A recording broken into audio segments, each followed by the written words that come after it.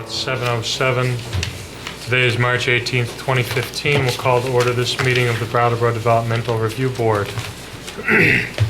The first order of business is to review and approve. Oh, I'm sorry. I forgot my introduction. So I know some of you have been to many DRB meetings and may have heard this a number of times, but for those of you who haven't, these are the opening remarks I give before every meeting in order to orient you to the procedures of this board and what we do. At the DRB, we hear applications for land development in the town of Brattleboro and appeals of zoning administrator decisions. Procedurally, the Development Review Board operates on the record. Broadly, this means that we take a clear record of testimony from the applicant and any interested parties, and then issue a written decision with our findings. Applicants and members of the public should be aware that as we are on the record, this is your opportunity, and perhaps your only opportunity, to comment on and provide evidence relating to an application. In the event our decision is appealed to the Environmental Court, the Environmental Court will not take or consider additional testimony at its hearing, but will look at the evidence and testimony from our hearings, the regulations and applicable law, and determine if the evidence supports the findings and the decision of this board. Only interested persons that participate in this hearing may appeal a decision made by this board, so I strongly encourage all of you to speak up at this hearing if you wish. As we're on the record, we're going to ask that you affirm that your testimony will be truthful. So if there are any applicants here or anybody who thinks that they may speak regarding an application, I'd ask that you stand and raise your right hand, and I'm going to swear you in. Okay, I think that's everybody. Do you hereby swear or affirm that the testimony you'll give in the cause under consideration will be the truth, the whole truth, and nothing but the truth under the pains and penalties of perjury? Okay. Applicants require a majority vote of the full board to succeed. That's 4 votes out of 7. Now we have 8 people here. A couple of them are, or the 3 members to my left actually, are alternates. And in each application, 2 alternates will be appointed. So it'll be different combinations of 7 from this board. After taking testimony, the board will close the public hearing and may vote on your application. The board will issue a written decision within 45 days of the close of the hearing. While we may vote on an application, it is the written decision that controls the timeline for appeal. It should be noted that the town of Brattleboro is a party with an interest in land development applications. The town does not have a special status before this board. Documents provided to the board by the town planning department, town attorney, or other town departments will be considered in exactly the same way as information from the applicant or other interested parties. Now, the first order of business is to approve our minutes from the February 18th, 2015 meeting. Do I have a motion? So moved. Okay. Any discussion? All those in favor? Aye. Any opposed? Okay. Mr. Secretary, has our meeting been properly warned? Yes, it has. Okay. This is the time for anybody to disclose any conflicts of interest or ex parte communications. Okay. So having that in mind, the alternates who will be appointed are as follows. For application 2015-13, which is Kelly and Sitchell, is it Sitchell or Seichel?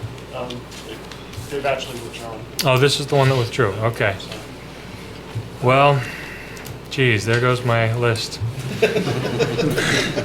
All right, so let's try this again. For application 2015-14, which is Stinson, Eric Annis and Maya Hasegawa will be appointed. For application 2015-15, which is Brattleboro Savings and Loan and HJK Enterprises, George Reed Savory and Eric Annis will be appointed. And for application 2015-16, Maya Hasegawa and George Reed Savory will be appointed as alternates. That covers everything. So I suppose we should start by addressing application 2015-13. Did they want a continuance, or did they withdraw it completely? They've withdrawn it completely. Okay, so that's noted on the record as withdrawn. The next application is 2015-14, Tim Stinson. Mr. Stinson, the way we do this is you come sit at this table here. And that microphone there picks up what you say for the people who are watching on TV. Could you tell us a little bit about your project? Yes, I purchased some property, a parcel on the end of Maple Street, Guilford Street Extension, and I'm looking to divide it into three building lots and go from there.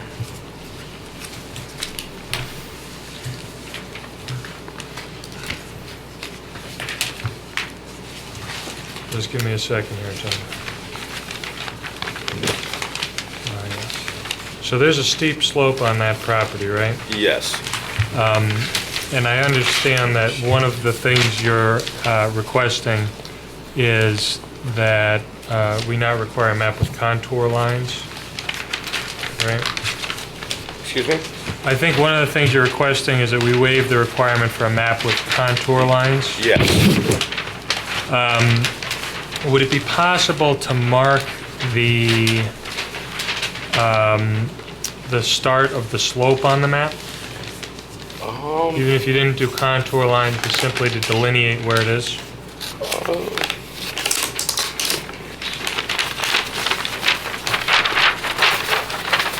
You mean before it flies? Yeah. I don't mean right now. Oh, all right. Oh, yes. yes. I mean to have Mr. Fitzgerald or somebody else simply add something to your plan here. All right. Yes, I can do that. To indicate the area of the slope where it starts. Okay.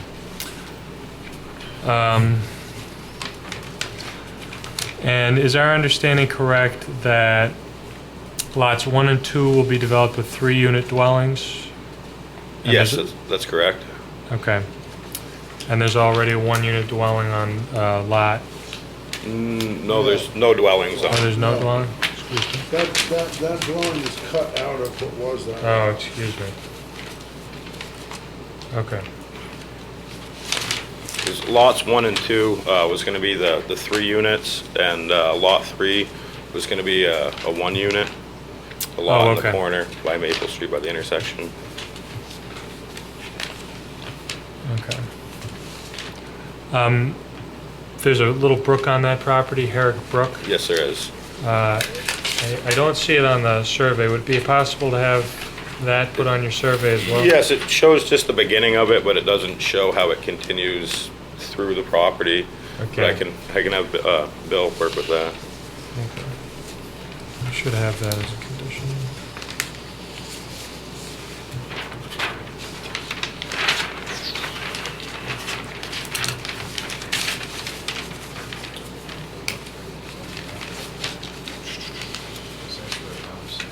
And is development possible on the areas of the low slope? On the backside, no, it's not developable. Too steep? Yes. Yep.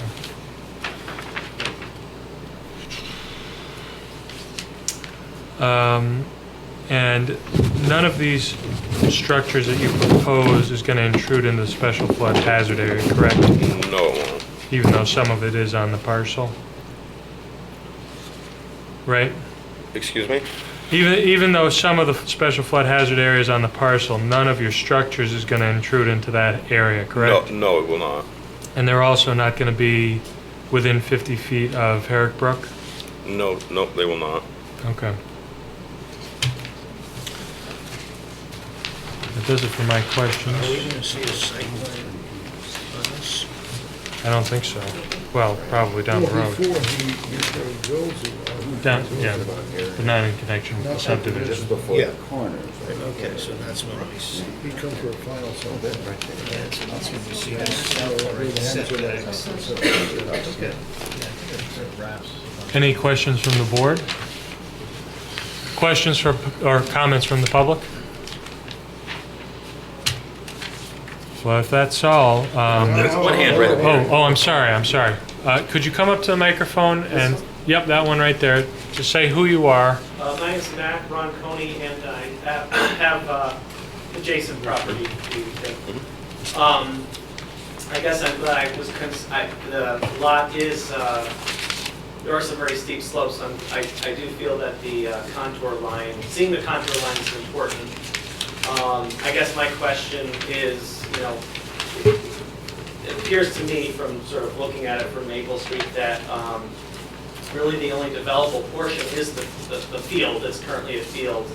I would just question, you know, dividing that into 3 lots. I mean, in my opinion, 3 lots there seems excessive or seems a lot for that size. I know.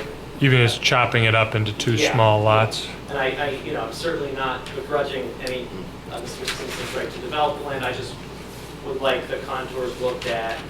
The back portion of the property is very steep. You know, is it appropriate for 3 lots? Right.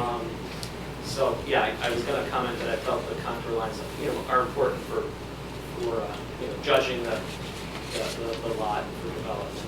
So the minimum lot size in those districts are 6,000 and 8,000 square foot for the lots Okay. for the respective, either the 1 or 2 unit dwelling and then the 3 to 4 units. He's over all of the minimum lot sizes, so once you hit the minimum, Okay. there's really nothing we can do. Are you saying that you're not satisfied simply with the slope being marked, but you want the contour lines to see how steep it is? Well, I guess, you know, perhaps yes, or at least whatever you feel would, you know, give you adequate judgment in that regard. How, You live right next to him there, don't you? Not the greenhouse, if you're familiar with You're it. just on the other side of that one, right? Yes, Right, correct. the one that's kind of like boxed into that little box into his lot. So his, I guess, yeah. you abut him behind that lot if we're reading this map correctly, is that Yeah, correct? yeah, And does your property go back, looks like your property abuts the whetstone, is that correct? correct, yep. Does yours drop off steep like Yeah, that too? yeah, yes. So are you saying there's a pretty flat deck and then it drops off really steep down to the bank all the way along through there? You must be Yeah, as far familiar as, with it too. yeah, yeah. Right, and so are you saying there's a question as to the steepness and that's why you need to see the contour lines?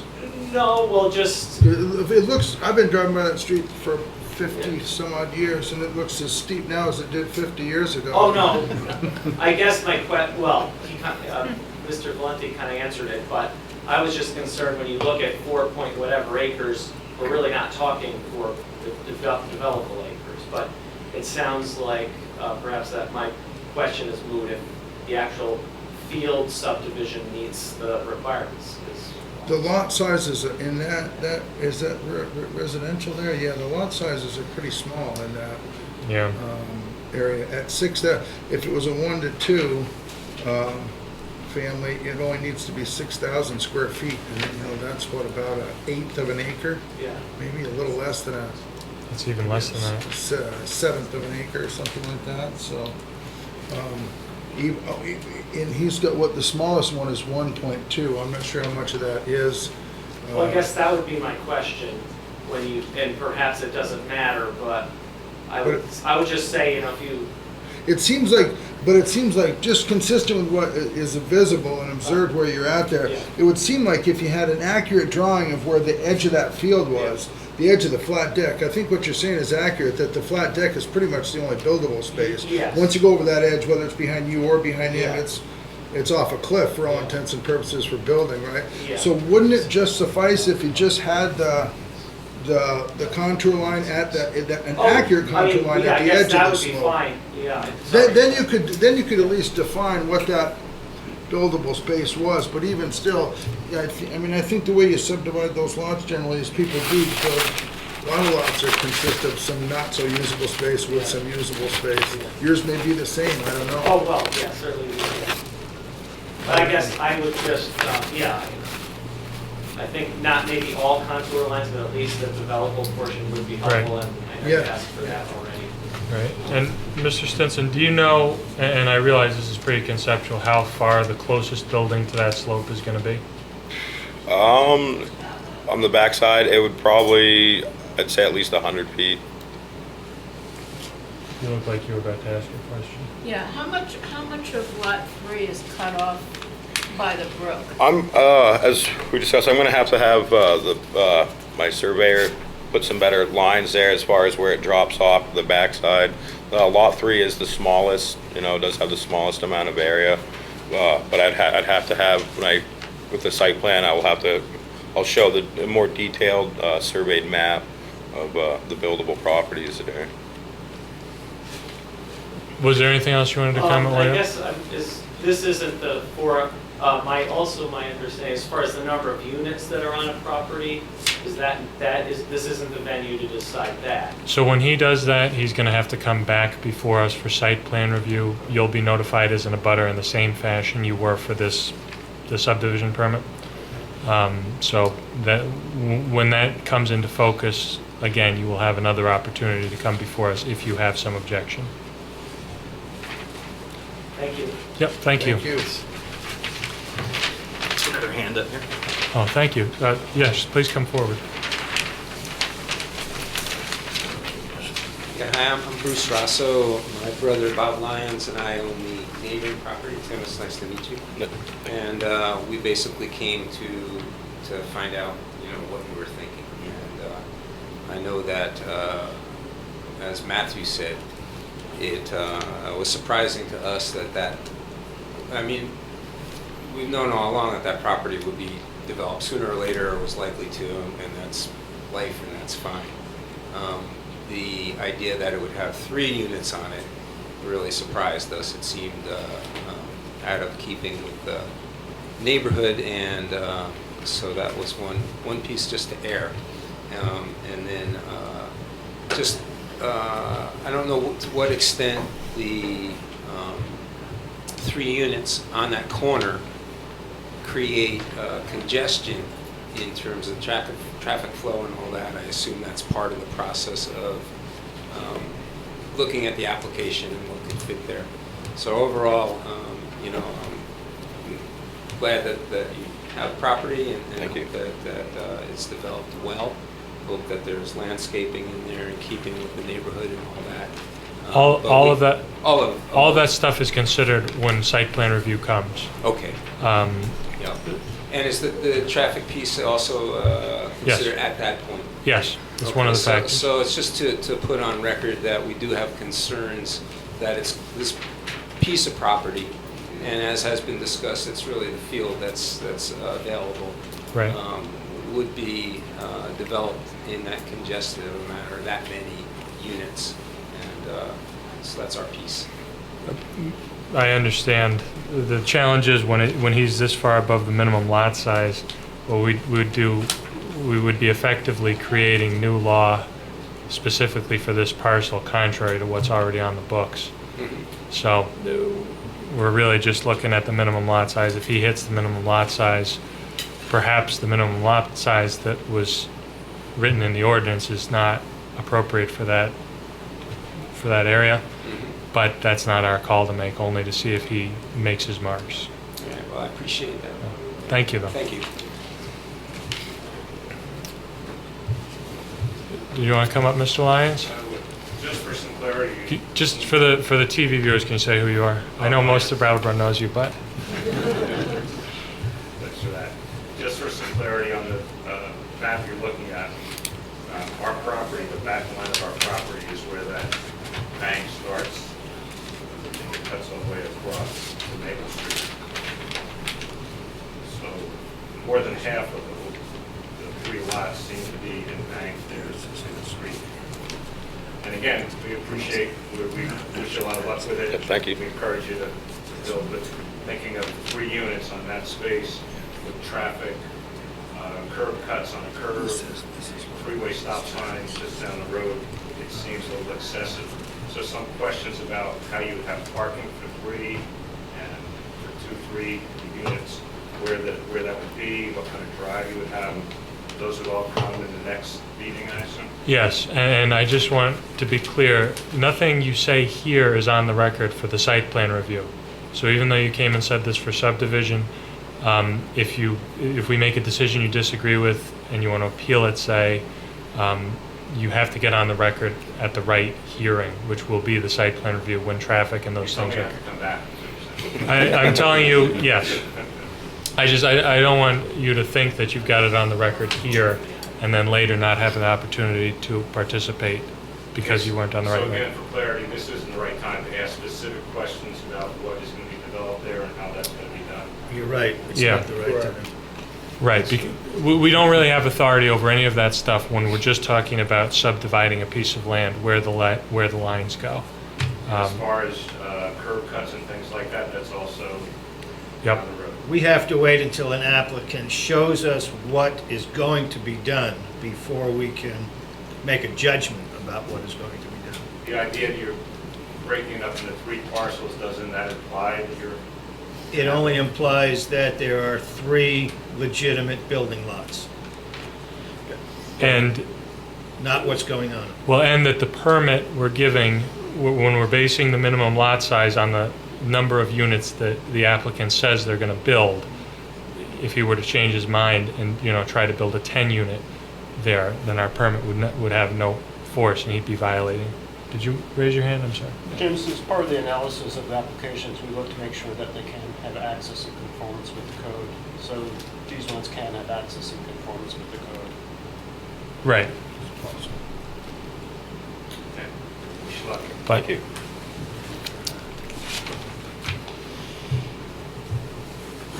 anybody else from the public? Other board members? So if there's no other discussion or commentary, we'd hear a motion to approve application 2015-14 with the provision that the applicant has to delineate where the Herrick Brook crosses the property and where the slope is, not necessarily with accurate contour lines, but so that it is clear on the map. So moved. Okay. Any further discussion? Okay, all those in favor? Aye. Any opposed? Thank you. Okay, thank you.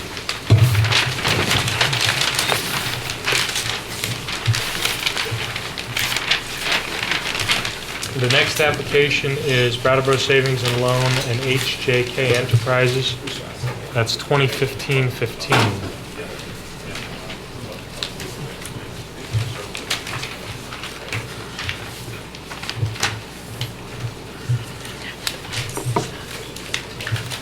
Hello. Hi. Could you tell us a little bit about your project? Sure, thank you. We are renting space in the Black Mountain Square Shopping Center, the north end of the building. We'll be putting a new branch facility in that location. It's approximately 2,000 square feet of space. I'm sorry, you should identify yourself. I'm sorry. It's okay. I'm Dan Yates from Brattleboro Savings. And with me is Teresa Masiello, who's the head of our retail banking area. So we are putting a retail branch facility in this location. And what we're here to talk about tonight is the installation of a drive-up facility on the north side of the building. For any of you that are familiar with the building, at the northwest corner, there is a garage door that I believe was used by BRW when either they were installing hardwired car phones or other such things. And our plan is to have a small, I'll call it almost like a little bus stop jut out that will have a tube system with a two-way video for customers to pull up, use as a drive-up that'll come back further in the building.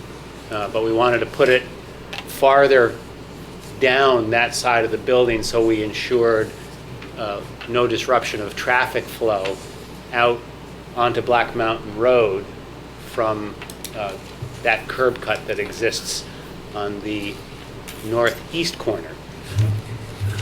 I feel kind of silly for not knowing this, but is that ATM that's in that parking lot yours? Yes.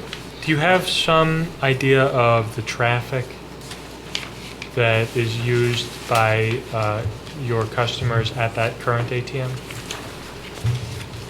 It's probably 40 cars a day, maybe, at most. Okay. The unfortunate thing about that, I'm sorry. Is that staying there that evening? Yeah. Oh. Okay. Will this teller be manned? Or is It'll it be- gonna have just another device?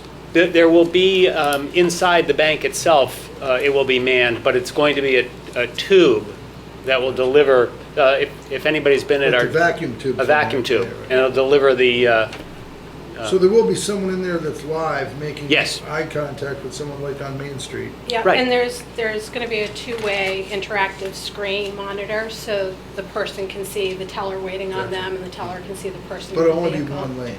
that's correct. What do you anticipate the traffic will be with the new operation? In our studies, we've identified what exists in terms of deposits within the Putney Road market area between the credit unions, TD Bank, and Citizens Bank. And our hope is that we'll acquire approximately 25% to 35% of that. How that translates into actual traffic is hard to determine. Could you But- take a wild guess? Are we over 100 cars a day, 200 Oh, cars a day? I don't think so. I think that, maybe it's going to be, certainly early on, it'll be slower and will build in time, and we hope it builds quite a bit, but I would imagine somewhere between 50 and 75 cars a day. And that would be the hours would be the same as the main bank hours? We'd probably open the drive up at 8 in the morning and close it at 5 in the afternoon, and then on Saturdays, likely from 8 till noon. And so that's 8 hours a day and whatever, I didn't make the calculation, but, and you're expecting, you said 60, 75? Perhaps as many as 8 cars an hour. 8 cars an hour? Yeah.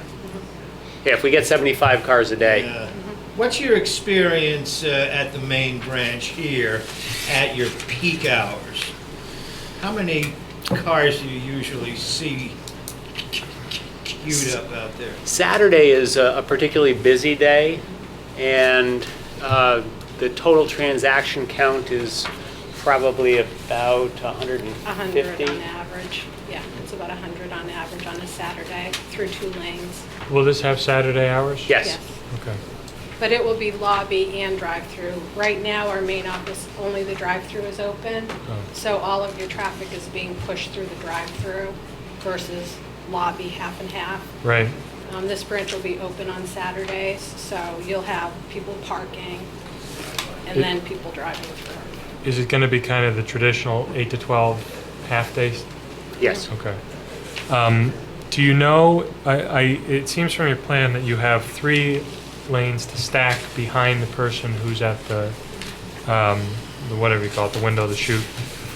Do you know if on a Saturday morning those stacking spaces are going to be adequate to accommodate the estimated traffic? Can you just tell us how you know that?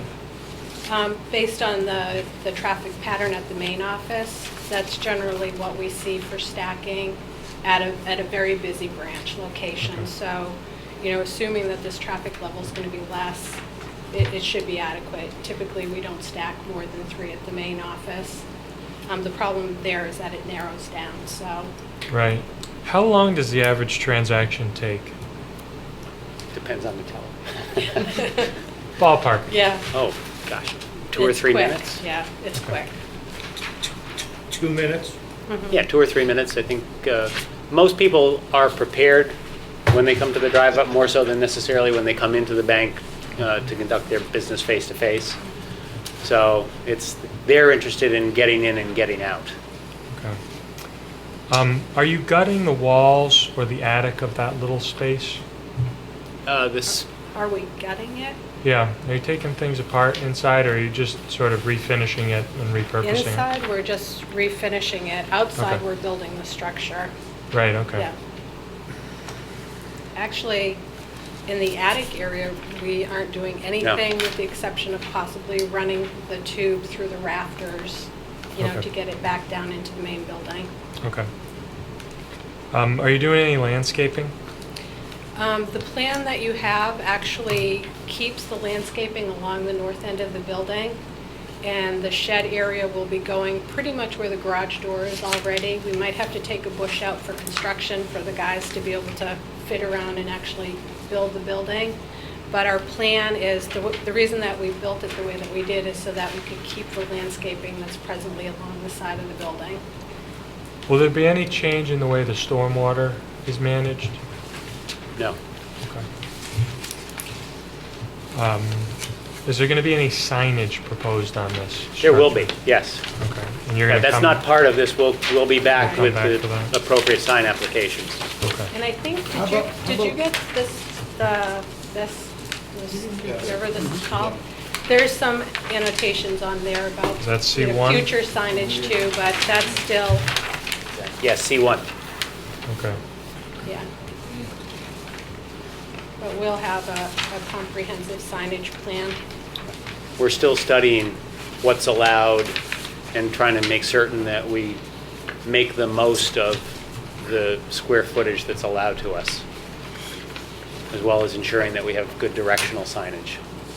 I see on this plan that you submitted with us here, and aside from new business signing, there will be signing present to, signing and striping present to try and control the traffic flow to the drive-up, correct? Yes. So, because I've seen people, I might even done it myself, come off Black Mountain Road and just kind of come down in that way to get anything. If there's something exiting at the next one or whatever. And that's still going to be maintained as a service entrance to the rear, because when I looked at it today, it said service only straight through to the rear. So just to avoid confusion and someone trying to plow head on into someone at the drive-up, you'll have some signing at that kind of face of that.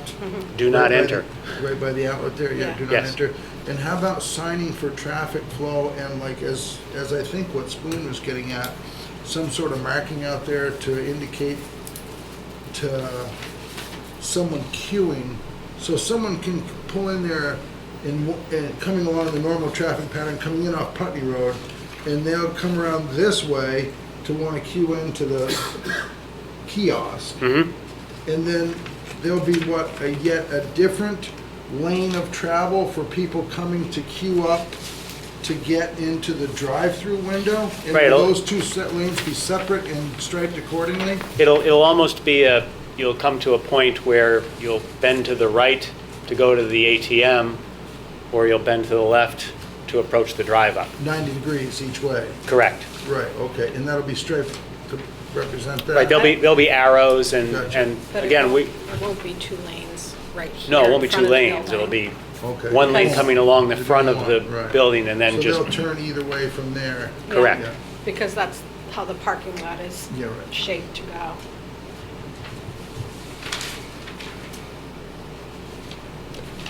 Any other questions from members of the board?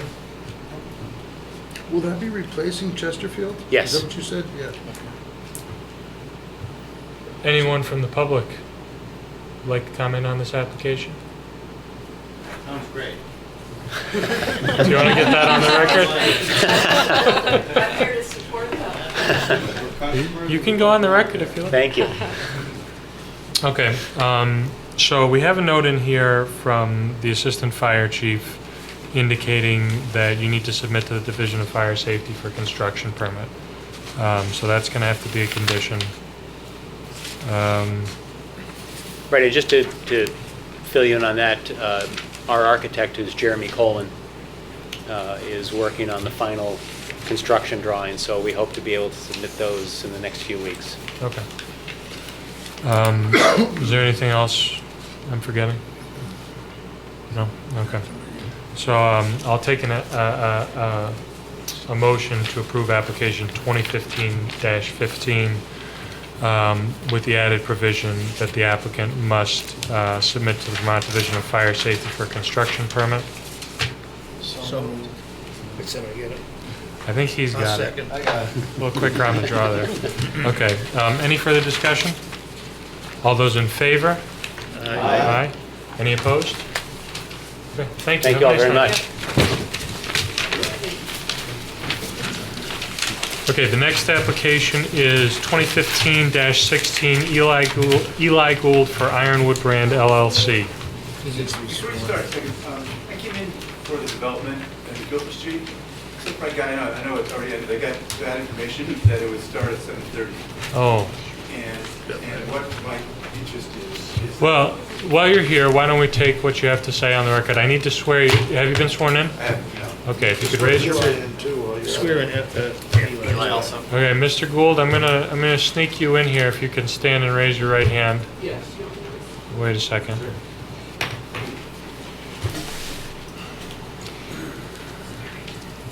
Let's get that right hand up. Do you hereby swear or affirm that the testimony you're about to give in the cause under consideration will be the truth, the whole truth, and nothing but the truth under the pains and penalties of perjury? I do. Okay. So could you state your name? Tim Ellis. And you understand, Mr. Ellis, I'm sorry that you got bad information, but we did already approve that application. I'm choosing to let you get on the record here, but I'm not sure how an appeal court might treat it. Right. They just, I got a letter from my neighbor saying that I was at 7:30, so I would have been here. But regardless, that's the situation. Yeah. And so I'm even here just because I want to, it says here that any participation in local proceedings is a prerequisite for the right to take any subsequent appeal. So if anything else happens, I want to say that I was here at some point. Yep, Late that- anyway, yeah. Totally fine. And my interest is I live up the street at 120 Gilbert Street.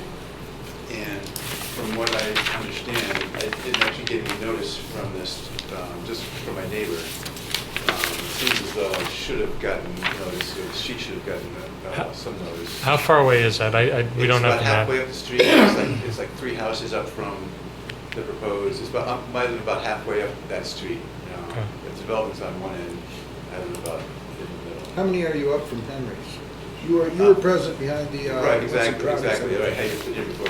So I'm Penny's Brewers, Cunningham, myself, so I'm a board of Brewer. And then there's a rec, and then there's the Are you the one lights. right across from the Memorial Garden?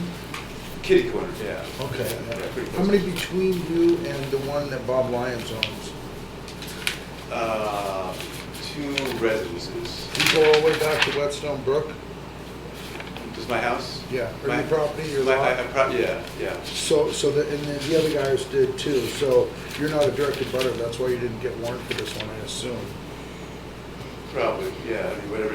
But though it seems as though I'm pretty close, that if you're that close, one should get, I mean, it might not be in the, There's a threshold for it, and I think it's direct abutters, Yeah. is it not?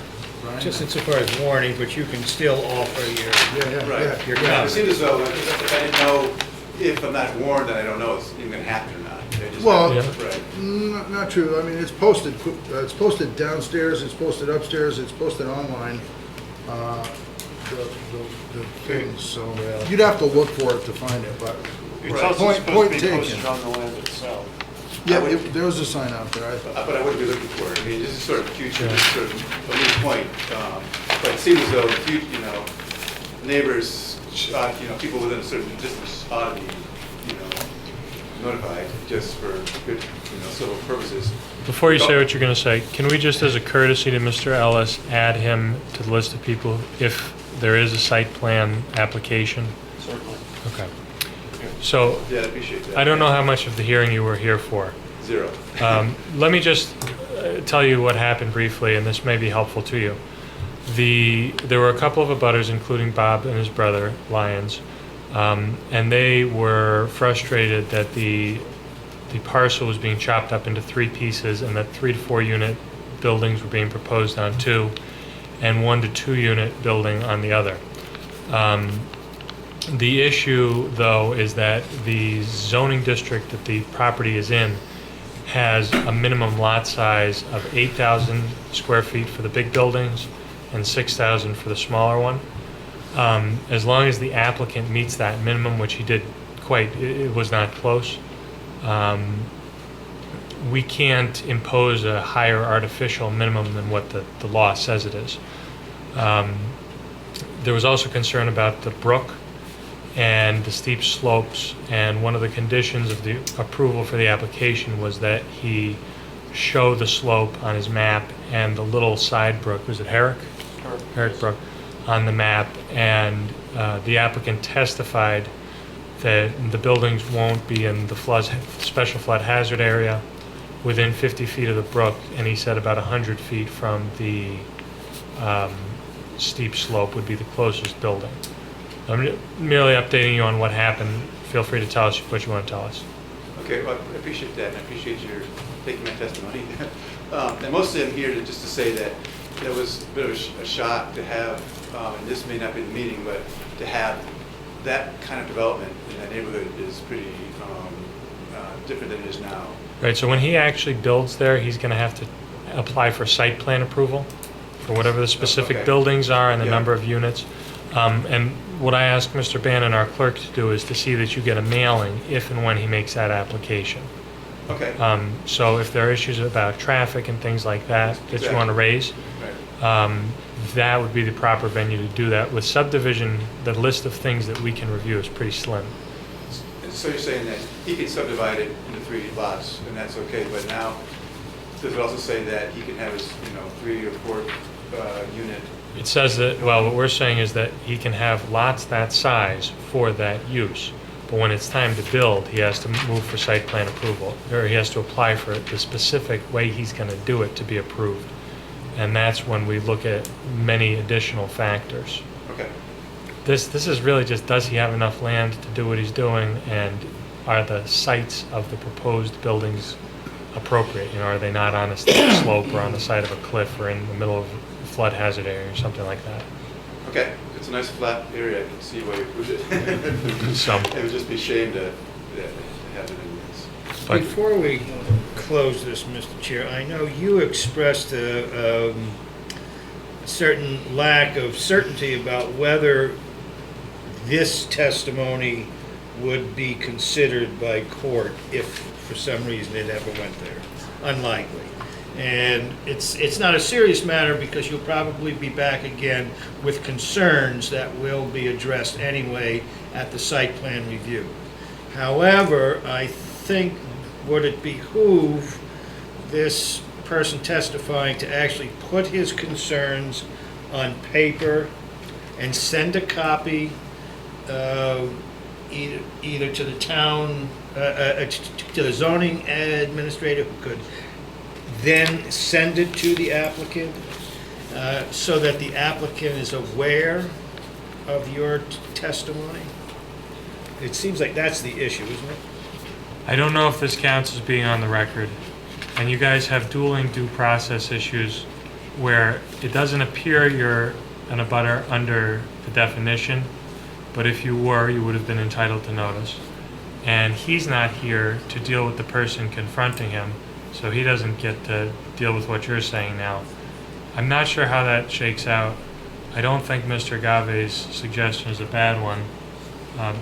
Mr. Bannon, did you want to weigh in on that? Just that, his testimony will be noted in the decision. Yeah.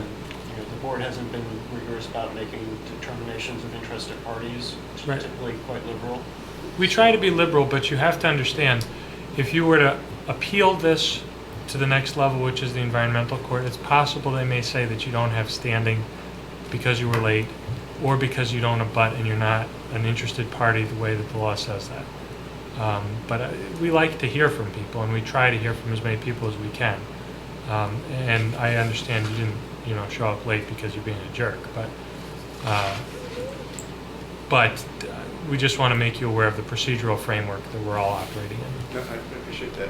And putting stuff on writing is always a good idea. So Okay. if you want to write to the zoning administrator and say, hey, I think I have an interest and I want to receive notice, we'll try to do that for you.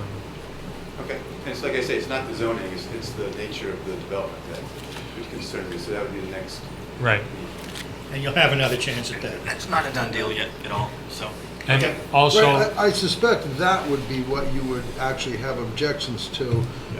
It seems like it'd be a lot more fundamentally difficult for you to muster some legitimate I don't mean legitimate, but bona fide objections to what we just approved, Right. because based on the numbers and the framework that we have to work with, what he asked for, buildings notwithstanding, falls between the lines. Right, so I'm not contesting that at all. Yeah. I mean, like he says, if anything, you want to make sure you make it to the next one, and bring your concerns with you for certain, so. And one other thing I'll tell you before you leave, Mr. Ellis, the whole town is having its zoning ordinances rewritten by the Planning Commission at the moment. And if you're frustrated that 8,000 square feet is the minimum square footage in your zoning district, it would be a good time for you to come to one of those meetings and say that. And it may be that a higher minimum would be appropriate and they would agree with you. This is only for your information, and this is not something we do, but. And that meeting sometime. The notices are online on the. When on you the walk board out there. this hallway out here, you'll see all those colored things on the wall over there. Grab one of them. They explain the whole timeline and tell you what it's about, and it even's got some brief facts on how the districts are changing. And it'll tell you the web address where you can go and look at the full draft of that policy. Is that correct? Yes. Yeah, and All every, those things hanging on the wall out there, just head out that way. You'll see them on the left as you're going out. And that's all about the new zoning. and there's a Which happens planning, once every 10 years, right, Jim? Is that about? God willing. Even longer than that, right? Yeah, Okay. this is the first one since '87, Yeah. I think. There's a planning commission meeting here Monday at 6. 6. I should know because I'm on it. So if you want to come to that and talk about this, it might be helpful for the people who are doing the zones to know this. Okay, that's the, Planning commission. when do we know, when will I know, when will I know when the next step of this development in Guilford Street? So when he applies, he has to submit an application, and even though you may not qualify as an interested party, as a courtesy, you're now on our mailing list. Excellent. And that just depends upon when he decides to do that, right? Could be anything, could be never, right? Could be Or this a week, month, could be 2 months from now, could be next year. Yeah. It seems like he's planning to move forward. He has gotten state permits for the wastewater, and he's also taken out water allocations from the town. So typically that means he's And planning then to. how soon after he does that is there a meeting? What does it have to be, 30 days? Yeah, it's typically 3 weeks after an application is submitted. So, Okay, yeah. great. Well, thank you, see you then. Yeah, sorry for the It's mix-up, my- but, it's my problem. Thank you very okay, much. have a nice Good night. night. Sorry everybody for you guys. Good luck. Mr. Gould, could you please tell us about your project? Good evening, I'm Eli Gould. I actually was hoping I could say out loud first that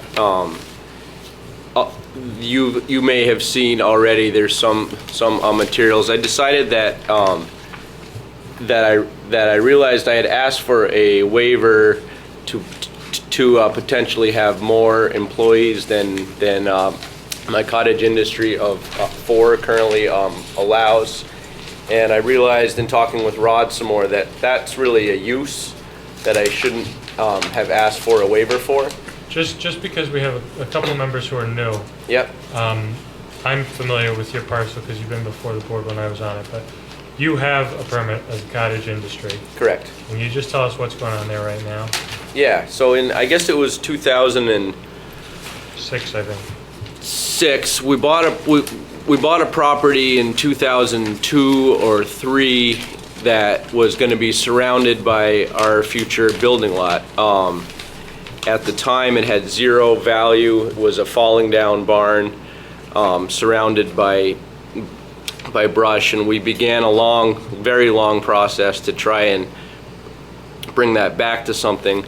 In 2005 or 6, we came in for a cottage industry permit, and we asked to establish a small, what was a portable sawmill, as a sawmill as part of a diversified farm, and to restore the old barn into something in which we could do finished timber frame and stairs and basically architectural woodworking.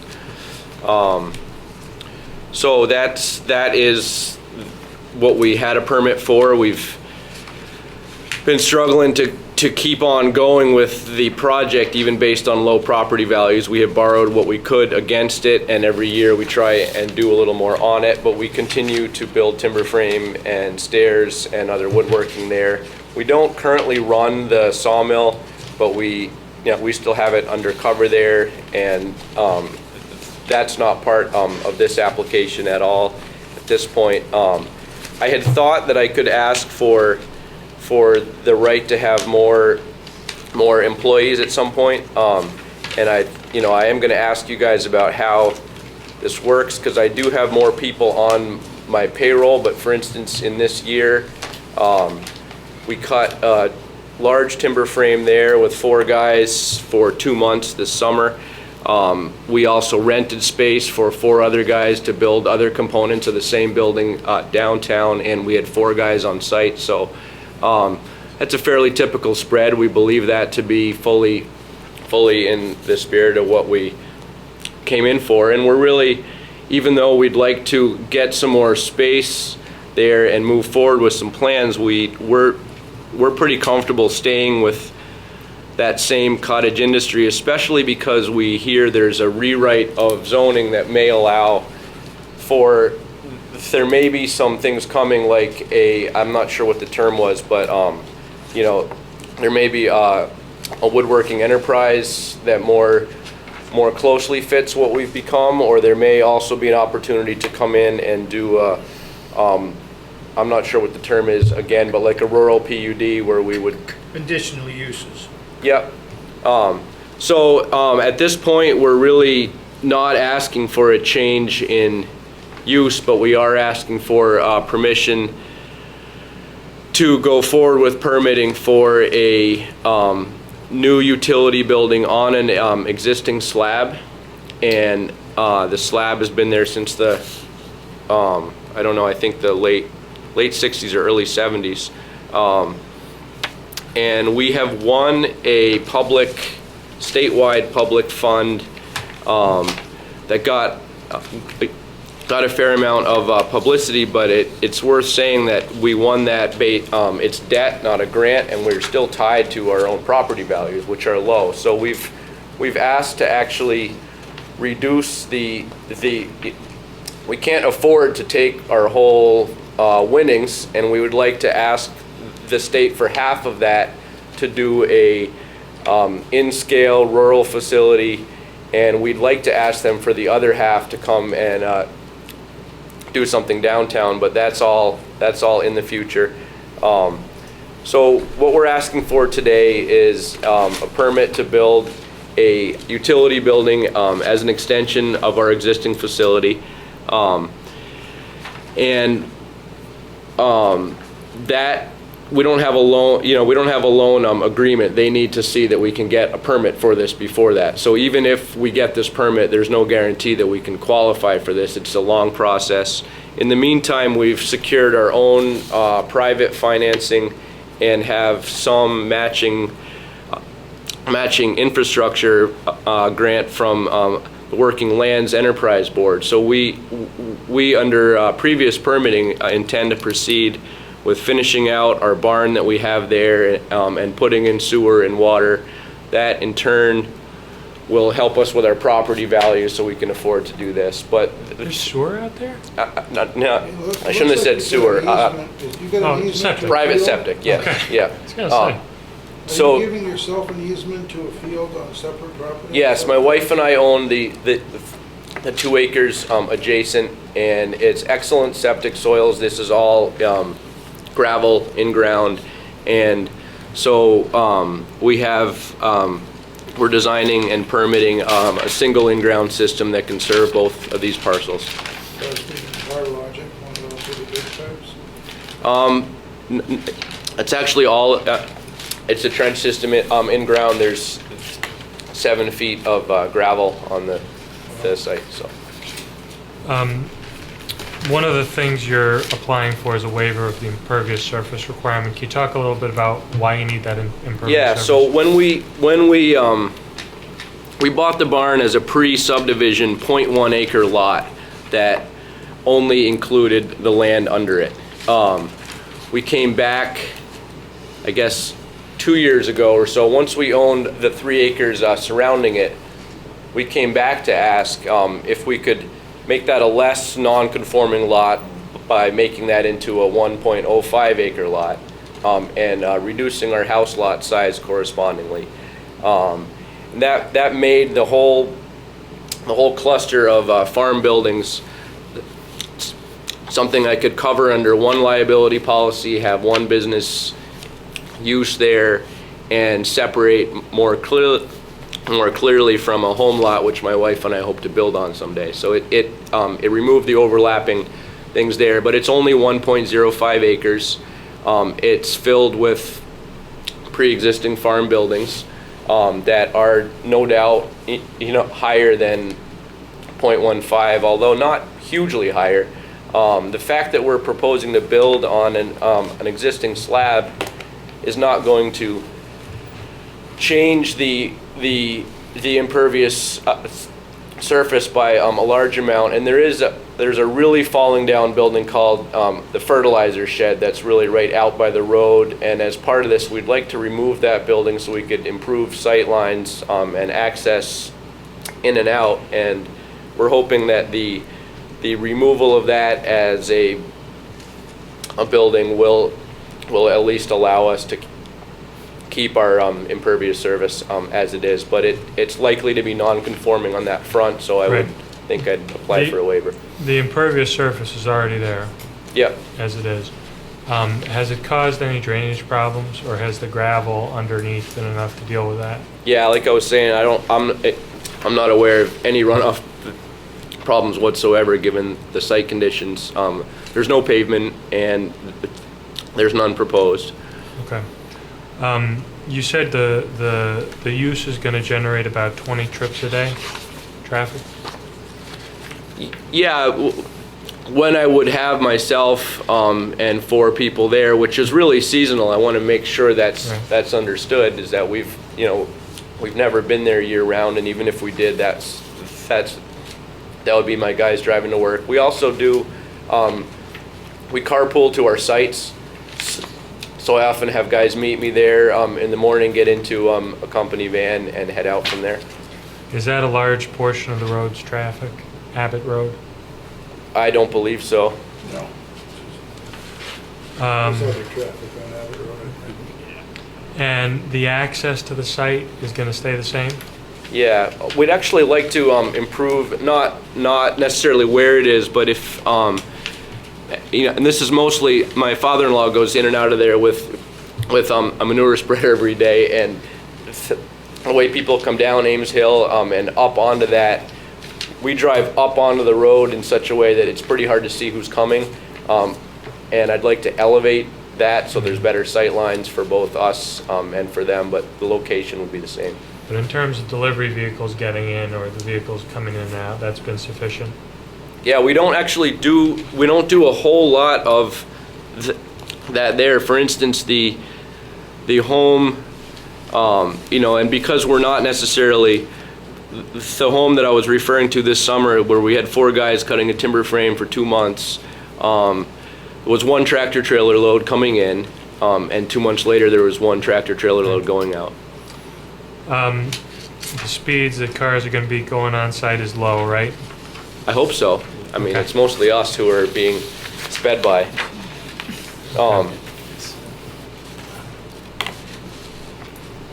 And the amount of parking spaces is going to be adequate for the amount of workers you intend to have there in maximum conditions, or people who might be there?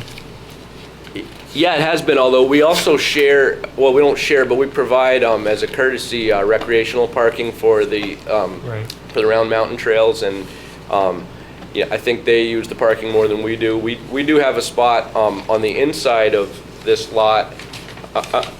If you look in right next to the building marked Sawmill, we often park in there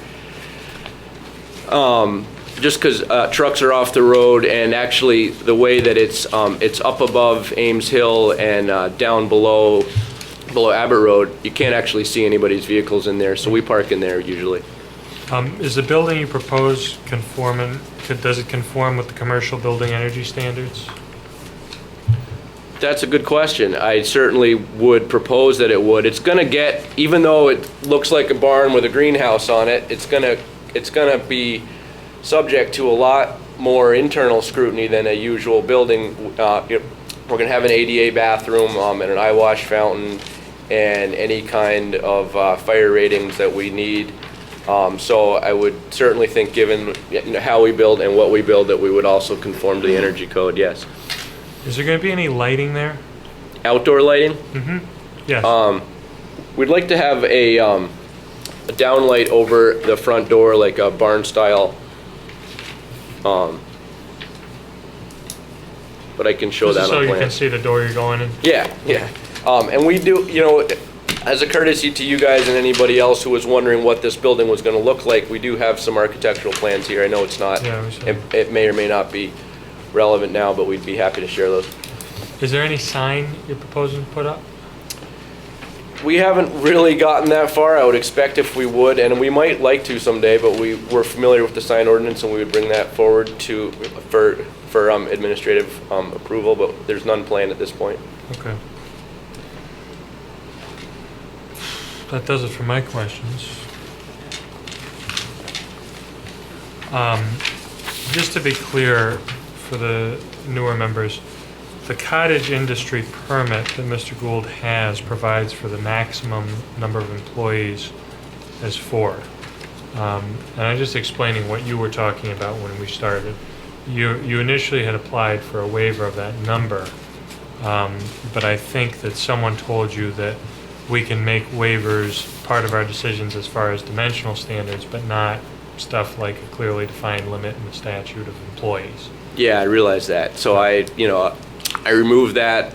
That's, if I can get this thing financed and built and continue to be, a good, quiet business there, and can come back with a fresh zoning ordinance and other conditions, and talk to my neighbors some more about what might work, then I would hope that, especially because some of the things we're going to be doing here are going to be more office and research and just plain wood drying and really low impact stuff, I would hope we could come back and say we would like to create more jobs, but we would be happy to have any conditions needed about truck traffic or noise or anything else.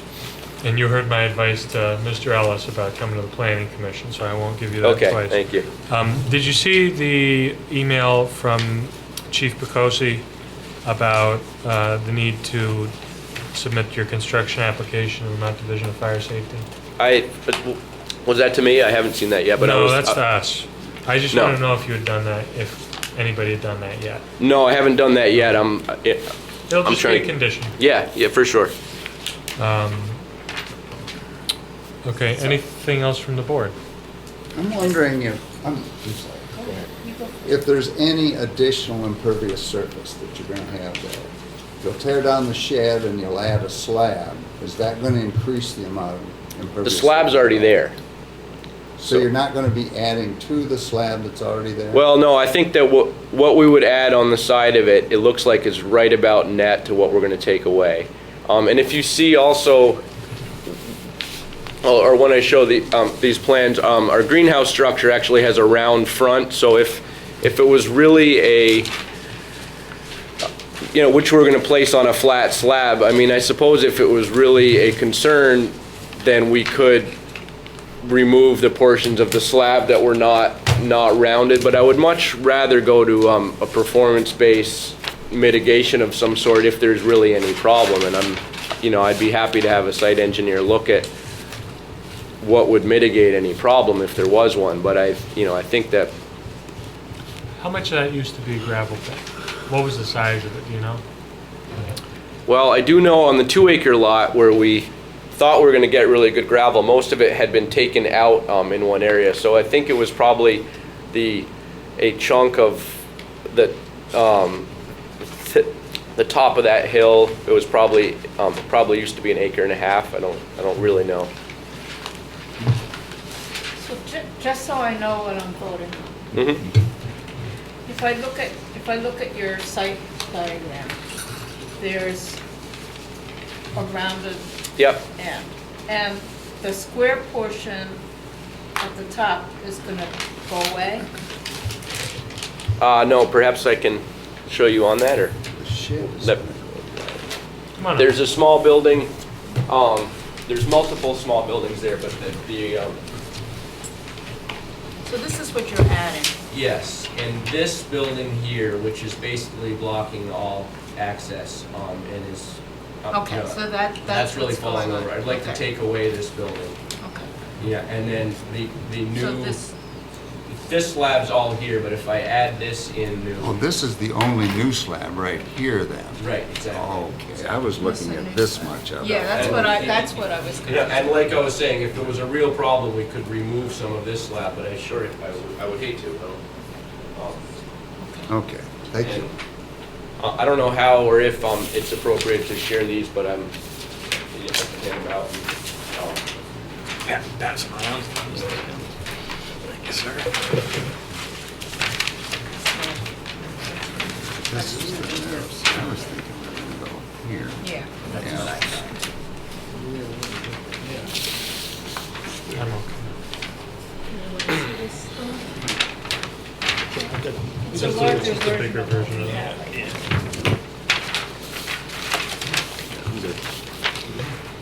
Questions from the board?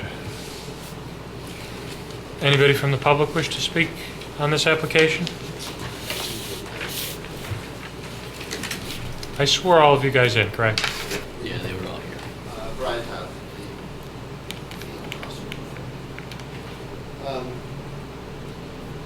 Not exactly sure how it got to be a cottage industry. That was before I purchased the land across the road. The first concern was I support Eli's business. I was Could you speak a little louder? I can't support his building a commercial building in a rural residential area. We all live up there to get away from commercial in our town.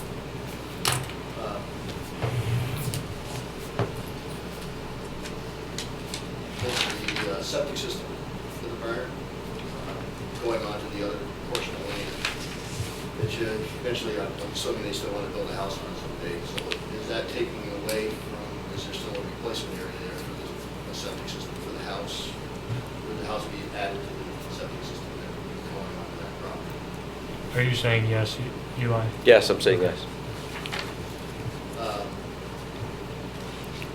Where you do come off the road, I don't know how much you plan to build that up, it does get wet there, where it first stored 35 plus years ago. Are you talking about at the top there? Yeah, where you come off of Abbott Road, down into the property, by the shed that's gonna be torn down. Yep. Where the parking is now, it's a bit of a mud hole.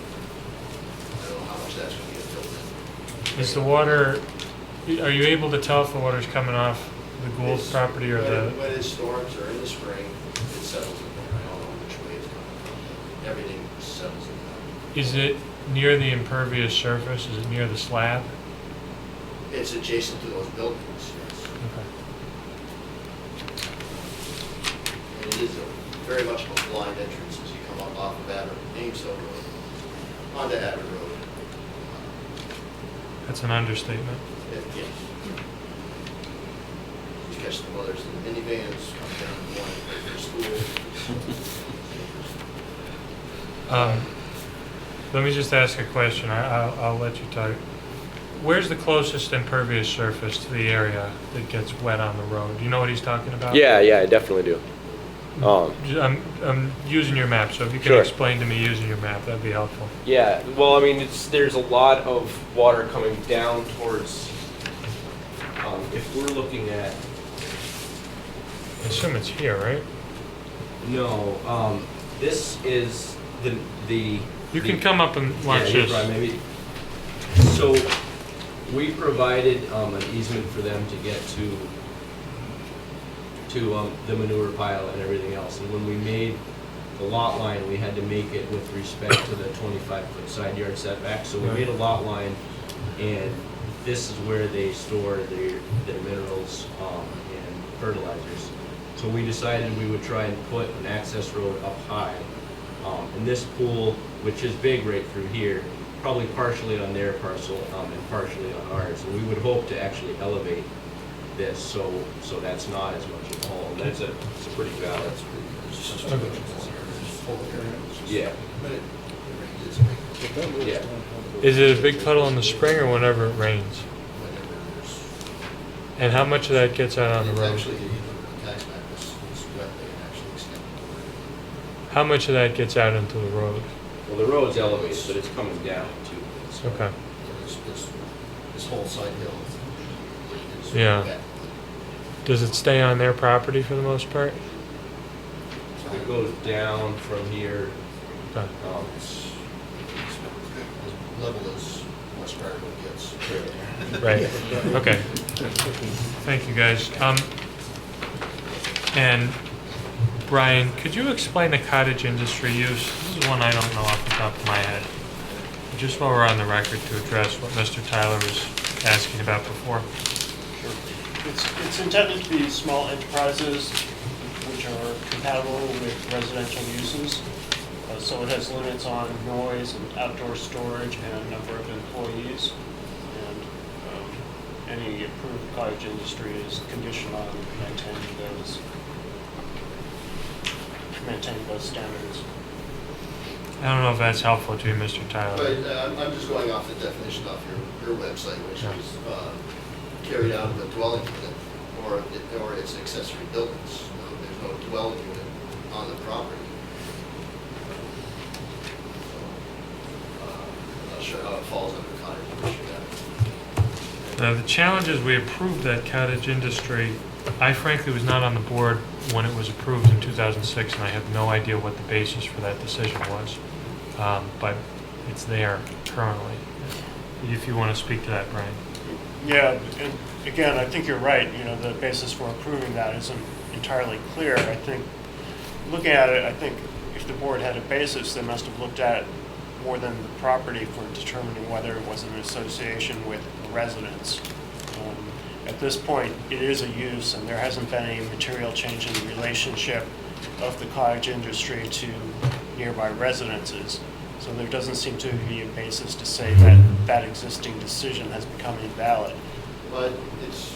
Because it does create a Eli's vested been doing work property there for interest. many years, and everyone in the neighborhood supports his business, which has been a startup for a number of years, so everybody wants to see him grow and hopefully prosper. But now it's gotten to the point where it's a commercial enterprise, and it's in a residential area. So our feeling is it's time for it to move on. What do you feel changed? Feel changed? Well, it's... You just got done saying you and all the neighbors support him, and now you're saying... I'm supporting his business. Right. What changed between what he was doing a year ago and what he's doing now? What's changing is what he wants to do, which is what it says in your grant or in all the newspaper articles, is he wants to start prefabbing and building sections of buildings for houses or commercial buildings, whatever it is, and shipping them out to assemble them on a construction site. He's been doing that in the barn for a number of years, and now it seems like it's going to expand, grow, and everybody's been okay with it because he's been growing and building his business, and now nobody's complaining, but now it's going to... You fear noise, traffic? There's probably more noise for Neil than there is for me, a little bit further away, but you have a lot of retirees that live in the area. Is that yours with the little pond? Yes, the fire pond. Sorry. And the traffic that we go on, there's got to be deliveries of products coming in, and it's going to be shipped back out. So it's going to, whether it's on Abbott Road or Amesville, it's going to be in and out of there. And, it's just the noise, the traffic, everything that goes along with commercial things. Do you want to respond to any of this? Yeah, well, I'd certainly love to, and I also feel as if some of this is really the fact that as I've been trying to get to anything financeable and talk to my family about what makes sense and everything else, I haven't spent enough time going around talking to neighbors, and we can certainly do some more of that. But I'm really comfortable in this as a format to where I wouldn't want to have a business there or a future house there next to something which didn't fit in this neighborhood. And when I won this, and it was a chunk of money, I can't afford to, nor should I put all that money into a full enterprise on this site. So I went back to the state and I said, I really only want to do the really rural compatible half of this on this site, and would you please give me the option to go downtown with the second half of my award, and it gives me and them a chance to make sure that I can execute first what I've said I'm going to do, and then if it does grow, then I can go from there. So the prototyping, this is not the right place. I would totally agree with Brian and all our neighbors that this would not be the right place to ramp up a major prefab operation, and I wouldn't necessarily want to do that. There's some quiet prototyping, R&D, and 2 nationally recognized engineers who would like to be in this building with me doing testing. And we also have a real need for more space for our wood drying and our structural lumber efforts, and that's really the use of this building. There's no major industrial expansion contemplated here. I'd be really comfortable, and I'd want to make sure that anything that did imply a change in noise or anything else would get full review. And that's kind of why I realized if the cottage industry was an older terminology and we now have some other more rural specific language coming up, then let's just stay in a holding pattern, and I'll come back in for that once I've built these buildings and can show that.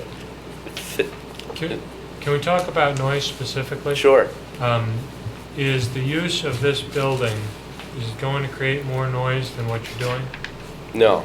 Can you just explain why that is? Yeah, we currently, when we cut a timber frame, for instance, the noisiest thing we have is a planer, and we try, but at this point even we've been buying in some pre-planed timbers, so I don't know that the noise of what we cut this summer, I certainly hope not, was really anything beyond our saws that are inside, and I certainly hope we've been respectful. I know that nail guns are a lot louder. We tend to not really do a whole lot of that. I do also know that probably the noisiest part of this whole thing will be in a construction season itself when we're building it. But but I think when we're inside drying lumber here, there's going to be some forklift noise. There's going to be some machines moving around. But even when we last ran our sawmill, which was 2 years ago, that's got the same engine as a Volkswagen Bug. And we'd be really comfortable with any kind of decibel level at property lines that were fair. Do you have like a large air compressor or anything like that? We have a small air compressor. We don't use it during our timber frame operations a lot. When we needed to build on a bigger scale this year, we rented Riverside Industrial, and we built most of the large sections, the actual stick-built sections of our house down there, and made noise and did that.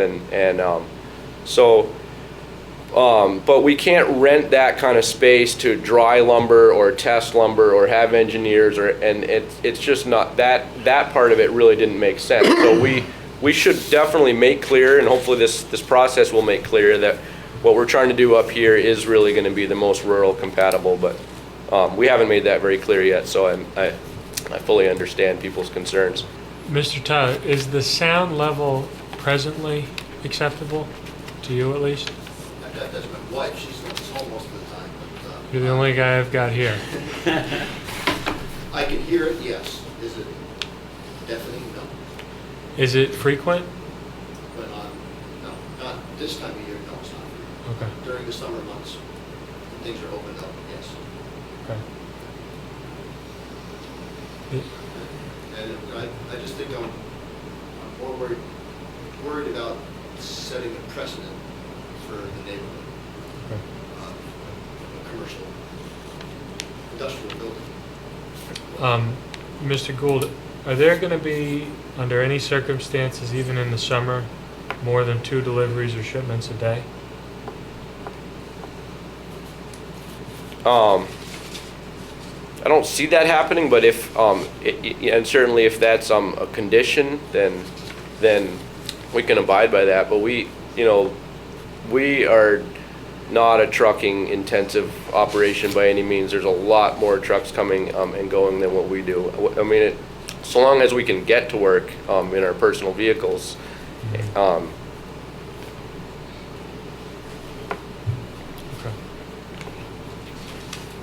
Does anybody else have questions for either Mr. Tyler or the applicant? So you're gonna be using this for office space, a lot of this?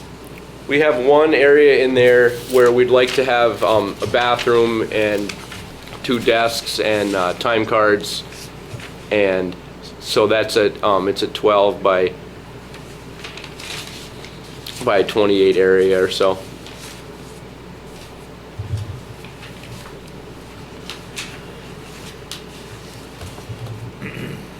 Everybody on the board satisfied?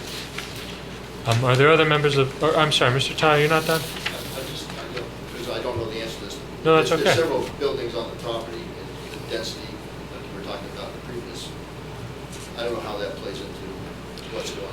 You're talking about the impervious surfaces? Yeah, the Well- buildings that are on the property. Sure, so, 1.58. so the maximum without a waiver, I think, is 30%, right? Just 15. Oh, just 15, okay. And we're up around 30? Are you sure it's not 30? That's what it says on our... Did you Well, hold came on. up with the number, or did you get that from our surveyor? No, I came up with it using Google. So let me just explain, Mr. Todd. So we're empowered to waive that requirement if we think that it's not going to cause the type of adverse effect that impervious surfaces sometimes do. Usually the problem is runoff. The fact that this property is essentially on a gravel pit, which seems like it would have great drainage, tends to mitigate or at least make an argument for the applicant having that exception to the I keep saying minimum, but I mean maximum impervious surface. So that's his argument for a waiver. And if you think that argument is not correct, or that there's going to be problems for adjoining parcels, or that it's going to impact the road or have some other negative effect because of that higher level of impervious surfaces, now's the time to tell us. I don't know if it would have an effect, but there's a steep drop off from the property down to Ames Hill Road. That's a swampy hole at the bottom next to the road. Right. There's always water coming out of the bottom of that, but I don't know if this will have any effect. Okay.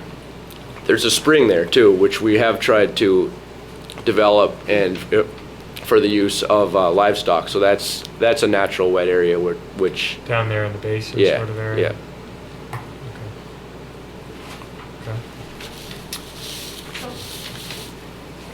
Is the waiver for 21% or 30%?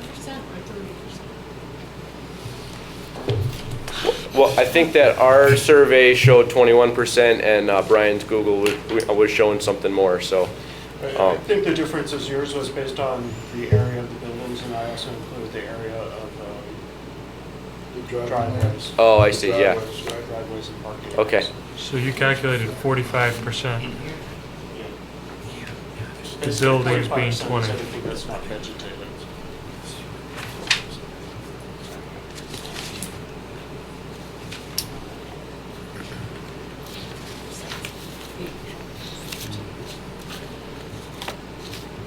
Mr. Tyler, is that your property where the fire pond is? Yes. Okay. That's kind of like right where Ames Hill kind of comes up and meets with Abbott, or makes the bend where Abbott comes down, right? Yes. Can I ask for a stop sign there? Wrong committee. What is that, traffic safety? Traffic safety. You go to traffic safety, they can do that. It does need a stop sign. I agree with you entirely, we don't have that power. So, I grew up in Marlboro, so I've made that craning of my neck, yeah. it was You're the me. one, You're the yeah. one. Good for right now. Okay. Thanks, Brian. Jim, Yes. I would like to go into deliberative session. I just want to see if anybody else from the public has any comments, but I think that's a good suggestion. Hi,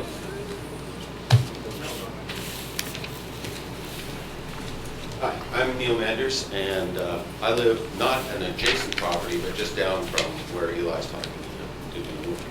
So let me give you sort of a quick background. I'm not sure that that's appropriate and whatever, but Eli bought my mother-in-law's house, which was directly above me, with his dear wife Jessica. And Eli was trying to get started with things, and it turned out that that barn was falling down. We've got some gorgeous pictures done by Maisie Crowther, that paintings of that gorgeous old barn, and Eli kind of came along and through a variety of circumstances acquired the barn and started to take it down. And starting his business, he was trying to get things up and running, and so consequently he saw that barn, I think, as a good spot to sort of do that. None of us had any objections to that. It was sort of like an extension of the house that he was in, that he didn't quite have enough room to do what he needed to do. And so this became sort of an extended barn or an extended garage off the house where he lived. He could walk to it. In fact, he frequently walked through my driveway to get there, which was wonderful. Can you help us clarify for that? Where is that in relation to this? Okay, Is that I further am- up Abbott? I am, as you're coming out Ames Hill Road, Yeah. and you get out to the Thurber From Farm, the you low come- ground, you right? come to Cubby Road, Yeah, that intersection of Cubby Road.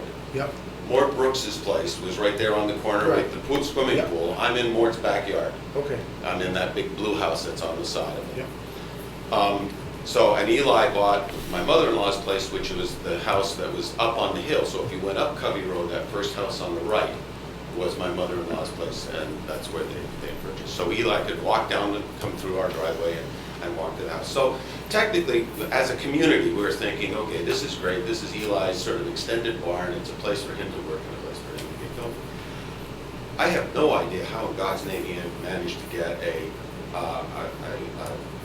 cottage industry application out of that.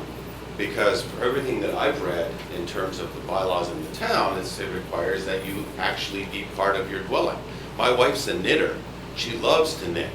And if we brought in 3 people and put up knitting machines in our main room, that would be a cottage industry because we would use less than 40% of the dwelling.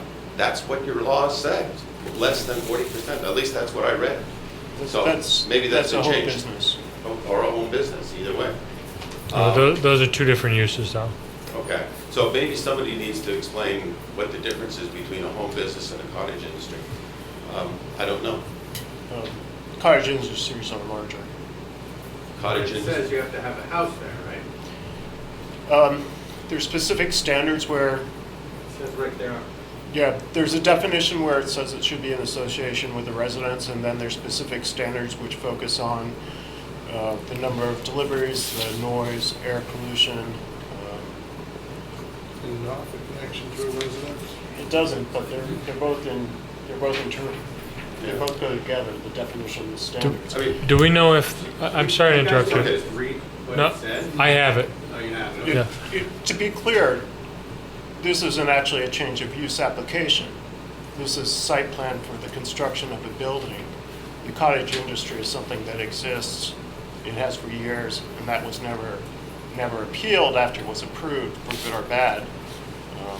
So, you know, he has a vested property right in that now, which can't be dissolved by this site plan review. so you're saying it's a fait accompli, I mean, it's done. It's a For grand, whatever reason, yes. Right or wrong, good or bad, that's it. But if you're applying for today, it wouldn't be approved because it doesn't apply.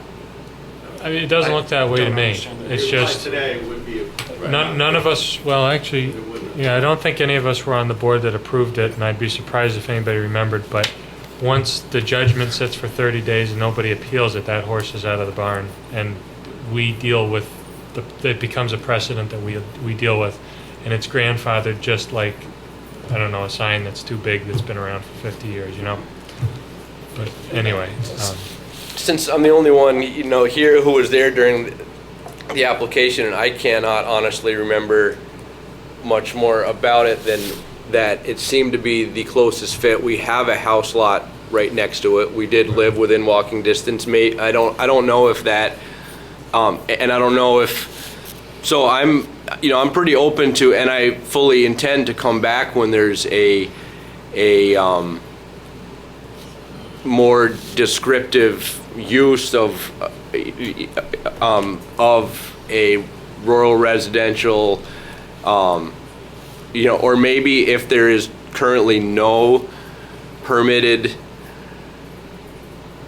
use in a rural residential zone, then I need to hear that from somebody, but I certainly didn't. The bottom line is, once that judgment was in, even if it's wrong, it might have been wrong, I'm not telling you it was right.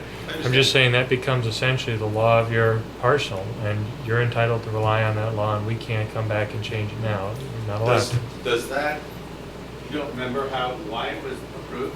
I believe part of that application back then included a sawmill, because I believe the sawmill was also a permitted use in that district. And that's true. If I recall correctly, there was discussion that there used to be a sawmill up the road from there or something like that, and I think it was attached to the sawmill part. Yeah, and I would be happy to not only talk about some more, but also defend that as a permissible right. The sawmill specifically. I'm not as familiar with why cottage industry may have been the if he's the not best fit, complaining but I about think that sawmill, Joe has a point. I don't want to get off the road. Right. No, The the sawmill complaint there is not. makes perfect sense. It was part of an agricultural thing, and you can certainly attach that right into Right. it. There's no problem. Right. I guess my major concern is that, there's an awful lot of people who, when my wife meets up with them or other people meet up with them, say, oh, you live out there, what a beautiful area, it's gorgeous, it's fantastic. And were this anybody else besides Eli, I'm sure you would have heard a lot more screaming and hollering. Eli, I know, is an honest person who will do the best he can, but I think that what we're doing here is that you're opening a Pandora's box in terms of what you're going to be allowing to happen out in residential areas. That's a gorgeous area out through there, and I don't think that you particularly want to see manufacturing happening out there. Now, I know Eli will be conscious of that, but I know Eli is young, and I know he's got a young family, and opportunities knock, and people move. And that will then have set a precedent for whoever comes in next. So, I think you have to be real careful about what you're doing with this. I know Eli has done a lot for the town, and I congratulate him on the stuff. He's nationally known. I get calls from my son out in Eugene saying, hey, I just read this article, and did you know Eli was in the article? And so I know that he's an honorable person in those ways. But again, I have a concern that you are setting a precedent here that you're not going to want to meet up with. I'm 70 years old. 10 years from now, I'm not going to be involved in this. I can guarantee you that. But 10 years from now, you are, and this town is going to be involved. And if you want them to have some kind of a manufacturing facility out there, I think you're going to ruin that area. You drove down, you said you're from Marlboro. I'm sure you came down Ames Hill Road on frequent occasions. And to come down and to see any kind of manufacturing, to see wood piled outside, to see partial buildings made outside, to see whatever that happens to be outside all of a sudden, then you may regret the decision. So I guess that's my concern. James, if I could just to clarify, the cottage industry, it's really a definition based on performance standards. So what that means is, instead of looking at exactly what the function is inside, what they're looking at is how it impacts on what's outside. So storage of materials outside, that's not allowed. Excessive noise outside, that's not allowed either. So if somebody were to come along in 10 years and do something else, the question would be, does it still have that appearance and impact on the outside and at the boundary line of the property where it's non-offensive to the adjacent uses? Yeah. That's really what that use is trying to I understand that a lot of that is so. However, I also understand the reality is how often does this get checked up on? You can report them. Oh, yeah, but it's got to be initiated by some angry individual or some upset or somebody who has a concern about it, and not because it happens to be violation of the code itself. So in other words, we don't have zoning police running around saying, are you abiding by this? Have you got the right amount of runoff? Have you got, stacks of wood here or there or the other things? Unless it gets real obnoxious. I mean, how long have we been waiting for Diamond Stone to clean up? That was a special case. Yeah, right. So he took us to court and won. I know. Thank you. Thanks, Neil. Okay.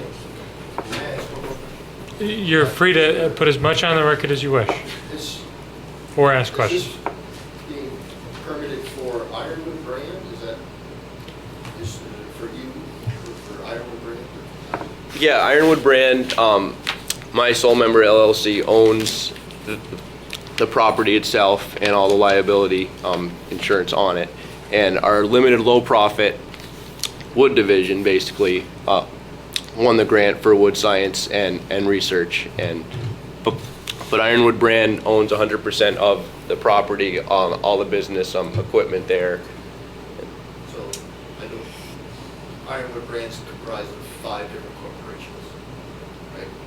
So are they all allowed to work there, or is just Ironwood brand allowed?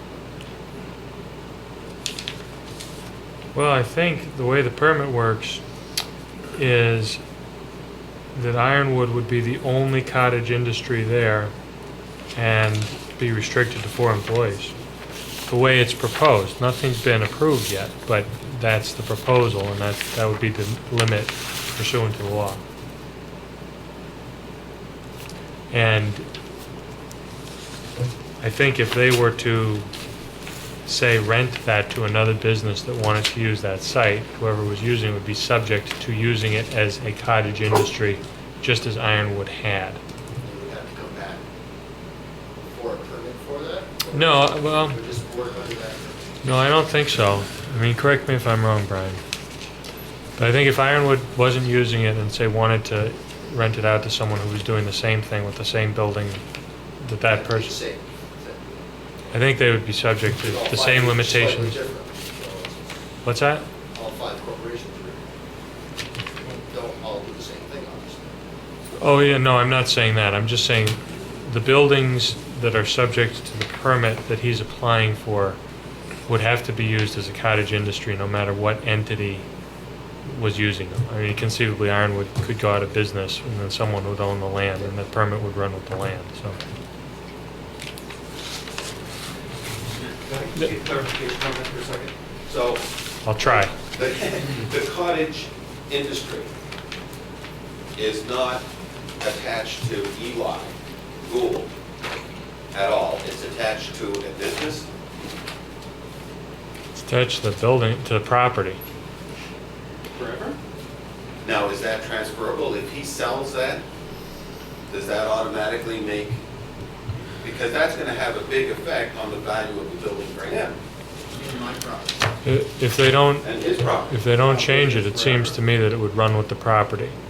They'd still be subject to the same limitations, 4 employees, no stuff outside, everything has to be enclosed, no more than 2 delivery per day average. But, yeah.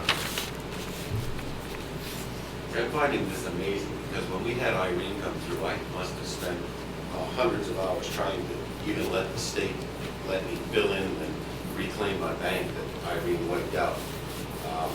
And Well, we just keep in mind, we've not approved this. This is what he's applying for, and if it's granted, that's what it will mean. I'm just clarifying that. thank you. Yep. All right, last question. Just, since you haven't been up, could you just identify yourself? I'm Pierre Capia, I'm property on Covey Road. My understanding, I suppose, just wanting clarification, was from reading the articles that this was going to be a manufacturing facility. And I don't want to really see a manufacturing facility in the neighborhood. And that the company was called Precraft Manufacturing, which is one of your companies, Precraft Manufacturing. And so is that the company that's going to be there, Precraft Manufacturing? Yeah, we basically, with our same employees, and I'm sure you've seen this before too, we decided that our LLC did not make a lot of sense to have all of our payroll through. So we founded a corporation for all payroll. Everybody works for for that. It's still 100% owned by me, and we also have some intellectual property and some R&D stuff that we would like to do and not be part of that same company. So these are sole member LLCs. It's the same bunch of guys, and it's really just a matter of making sure that we had insurance protection and separate liability for everybody. But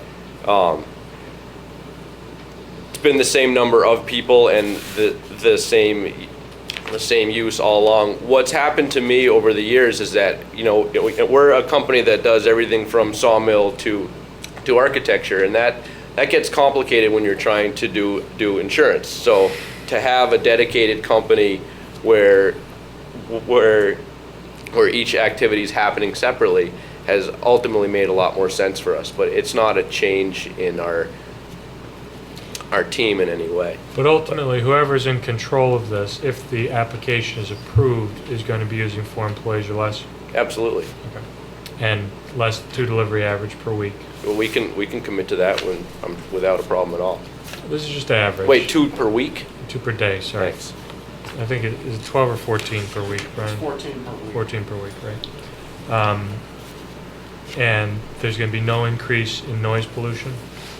We can also commit to that. No increase in noise level? Yeah, and I think what is really happening here is we won a bold thing, and we realized that we shouldn't do it all on this site. So we've asked for a scaled back R&D and prototyping only here, and the only manufacturing per se is what we've always been doing there, which is building stairs, timber frames, and you know, our primary products. But if we get bigger, you'll see the sign down here.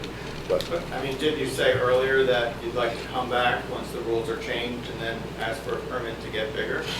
Did you already say that earlier tonight? mostly because cottage industry at 4 and my business being, you know, something where I have, you know, as many as 9 or 10 on my payroll, I would like for the right to bring more than 4 people there at certain times of the year. Right. But I'd like for that to happen within a properly defined zoning ordinance where I can say to you guys what I'm going to do, and it's not something where we're just looking for the best fit. And I'm comfortable, you know, with any kind of conditions there, but there are times in which I'd love to have 6 timber framers there, and I don't believe they'd be any louder than 4. So if it's a performance-based standard, then I'd like to go right to that. And I didn't see that in our current zoning ordinance. So, is the volume of stuff you'll be producing different with the new building?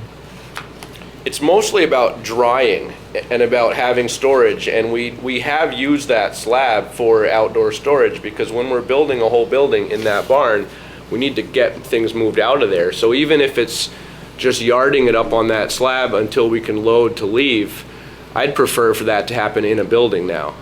So that's part of the purpose of this. So there's more room for storage, but what about the actual manufacture of buildings on the site? Is that going to change with the new building? We still... The amount of work that's done?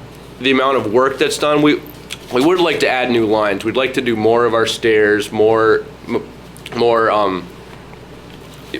like to add what components we could offer, but we're fully comfortable respecting any kind of reasonable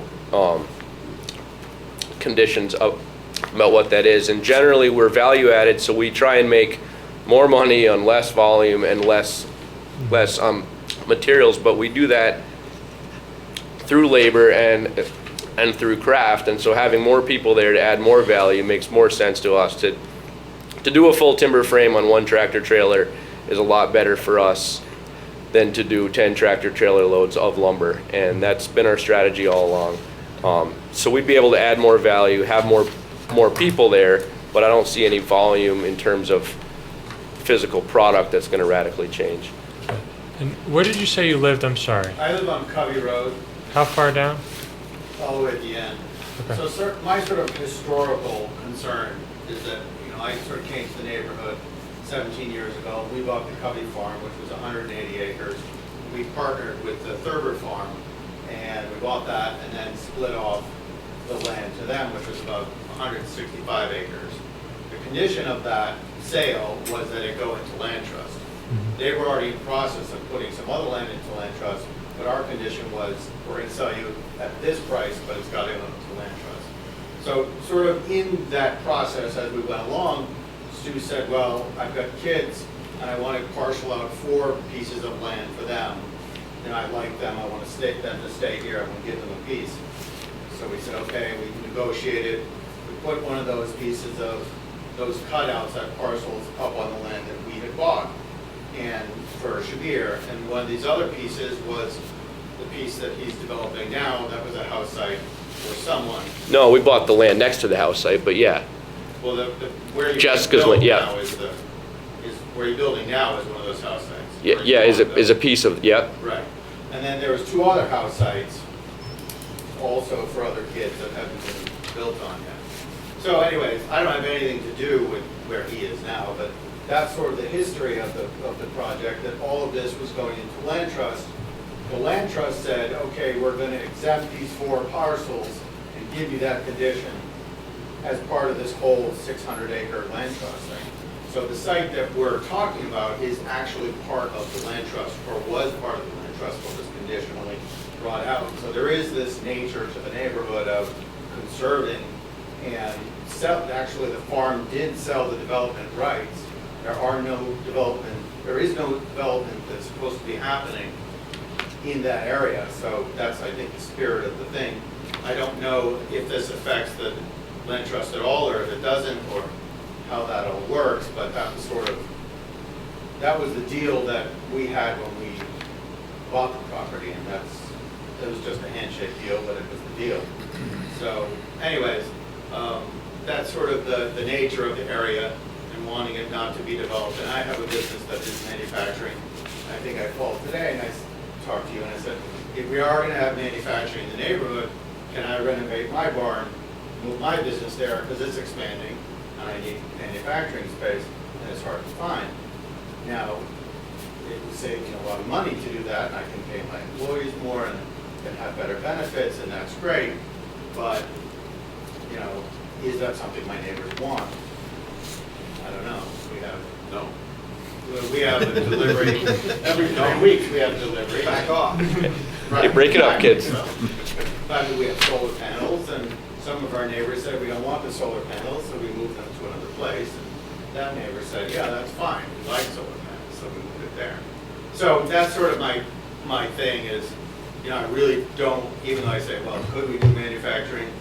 And I don't know, it'd just be a renovated barn, so it wouldn't change anything on the property, you wouldn't see it. But in the truth, I really don't want a lot of manufacturing in the area because it is, it is all land trust property, all 600 acres. And so I just would rather want to see that changed. So, but it seems like there is some confusion about what's going on. But also being a business owner, I know how things go. You start this, and that evolves, and the next thing evolves, and that's the nature of the deal. Anyways, thanks. Do you think I could speak to the land trust family thing? Although I think that's an excellent I don't want to point, get but- into that, All only right. because if there's an issue with some prior agreement you had, this is not the venue for that, and we are not going to base our approval or No, denial no, of this no, that's application understood. on, an agreement from some other time. But it If probably. you want to say something, say it, but No, I would just think it would be good for the record for, for Stu, who did, he conserved at this point, I don't know, 600 and something acres, which is a real anchor in Brattleboro. And he did exclude at the time some small areas for his kids to build. And then I bought a fallen down barn in the middle of my wife's future lot, knowing that was going to be our problem anyway. And but one of the fundamental zoning or underlying issues here, I believe, is that if we can come to a way to do a really compatible natural resource based business that is part of that farmland, then that's part of what, and we try and do it on 1 acre so that we really minimize our sprawl there, then that's part of what also makes that 600 acres work. And if my son or or any kids on the farm at some point want to be part of a wood-based business in the middle of 700 acres of farm and forest land, I would hope it's our good planning right now that lets that happen. Well, one of the things we were talking about today was that. Hold on. Come to microphone, just, we're on TV. One of the things we were talking about today was that it's kind of like, when you're talking about farms, it's like kind of all murky and gray. You know, like the Hamilton farm, they have a sawmill, and they have an excavation business, and they have like a barn and cows, and all that money goes into the same pot. And it's, you know, it's a farm, and you were talking about a farm, how is that all that clarified? There was a sawmill at one point, and then the sawmill, and then the lines changed and things like that. And you were talking about this being a diversified farm. Is that part of Lilac Ridge Farm, or how is that? No, we're not. Farm No, we're so a little background on this sawmill as a diversified farm, or as part of a diversified farm ordinance. Because my father-in-law, as part of the Ag Advisory Committee, in the, I don't know, he thought it might be late 70s, early 80s, was concerned that some of the farm-associated sawmills, like Hamilton's and others, who had long-standing practice, you know, of seasonal use of a sawmill operation, would want to make sure that they had that right in the ordinance, as long as they kept to performance-based standards like decibel levels and trucks. And to establish that as a local ordinance seemed like a good idea to them at the time. They did some recommendations and some work on that, and that became part of our ordinance. It doesn't, and I do believe that that if I were to want to build a new sawmill, I'd be going to Act 250. But if I had a small sawmill which met all those criteria, and then that's something that we have established, and other other small operations have established. It would, so that part of it's not really all that murky. I guess where yeah, I don't know. I mean, that's. No, I mean, I'm not saying that. When we were talking today, it sounded like the conversation was, well, when we're talking about a greater farm, you know, it's not clear and murky about how things are developed. But I'm sort of saying, and I think you'd agree, that this project is not a part of that farm. That's true. That's That's clear. true. Yeah, that's true. Yeah. It's a cottage. Yeah. It's a separate. Yep, absolutely. deal. Yeah, no, we're not. No, we're not part of the farm in that sense. When we run our. When I read diversified farm, Right. I thought, well, I was just confused. Right. Yeah. No. How is it a diversified farm? That was just pulled from the definition from the last decision, and it was only applied to the sawmill. The ordinance for a sawmill, the sawmill as part of a diversified farm is a type of use. Oh. Not saying my operation is part of the farm, but when. All right, listen. Yeah. The stuff we're talking about is not relevant to how we make this decision. I really don't want to be rude to you, I'm sorry. No, I was just trying But to get. I want to respect Mr. Goins' wish to go into the deliberative session and get any other public comment there is. Okay. Yeah, no, I was just asking. Okay. That's great. No problem. Can I ask about my property? Yes. It says something about property value, so we're being in a rural residential district in an area that people want to live in. I've got that piece of land, and if someday I sell it, or I want to build a house on it, and now we have a commercial operation across the road, the values drop. What's my recourse from there, if any? It's not something we can help you with, unfortunately. Well, you can by not approving. Indirectly, we can by not approving it, but it's not something we're supposed to consider as one of the factors. And Brian, you want to go through the factors we go on subdivision, site approval? Well, basically, whether it's still, you're going to look for access, landscaping, stormwater, lighting, signage, impact on use of renewable energy, on-site pedestrian circulation, adequacy of parking. What about the roads?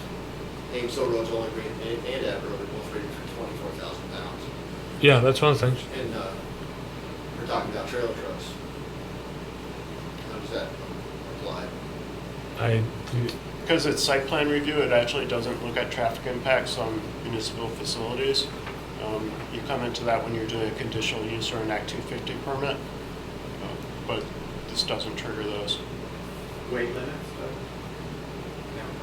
I don't. We can't enforce them. I mean, Okay, Mr. Goen, before this, voiced his desire to go into deliberative session. Can I call that a motion? Yes. Okay. How about we call that a second? Second. Okay, any discussion or objection to doing that? No? Okay, all those in favor? Aye. What we're going to do now is go into deliberative session. You're free to stay here, and we're going to come back out on the record. We're just going to go and talk about what's been testified about so far.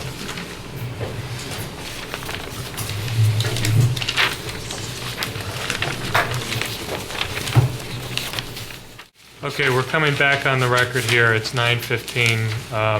Thank you for staying late with us and providing what you think about this application. We went into deliberative session and we discussed the elements that we review on site review, which include parking, impervious surface, landscaping, things like that. Many of your objections do not touch on the things we review for site review. And the areas that we did consider were whether the architecture will harmonize with the surrounding rural use and whether the impervious surface waiver is appropriate or will cause problems. A lot of these other things have merit, but not with respect to our areas of review. And the unanimous opinion of the board is that the building will be appropriate if it's conditioned so that there may be no outside storage, no increase in noise, and that the applicant get a approval from the Vermont Division of Fire Safety. Did I miss anything? So Do one more, no outside storage, fire safety, what was the middle one? No increase in noise. Yeah. So I'll take that motion. Okay, made by Ms. Okay. Isn't there a specific measurement for noise? Isn't that so, Ryan? So 70 decibels at the property yeah, so line is what it is in now. fact, that is your limit. So be it. So you can't go over what's allowed in the district. If it wasn't clear before, you're certainly on notice now that there can be no more than 4 employees at any shift there on that property. I'm just going to make a friendly amendment that we make that a condition, even though it's already the law. That's simply a restatement of the law. Are you an employee of the company, or are you? No. You're an officer. You just have to accept my friendly amendment if you do. I accept a friendly amendment, yes. Okay. You can always say no. So that being said, is there any further discussion? Okay. All those in favor? Aye. Any opposed? Okay, thank you for coming tonight. Will you let us know when the ordinance has... Everything's going to be warned publicly. The draft is not even complete. Then it has to go before the select board, and the select board can approve it, or they can send it back. I think it's scheduled to go before the select board in July. Am I right about that? Thanks, guys. We'll see you soon. Good night. Thank you. Motion to adjourn? Second. Okay, any discussion? All those in favor? Aye. All right. Any opposed? Thank you.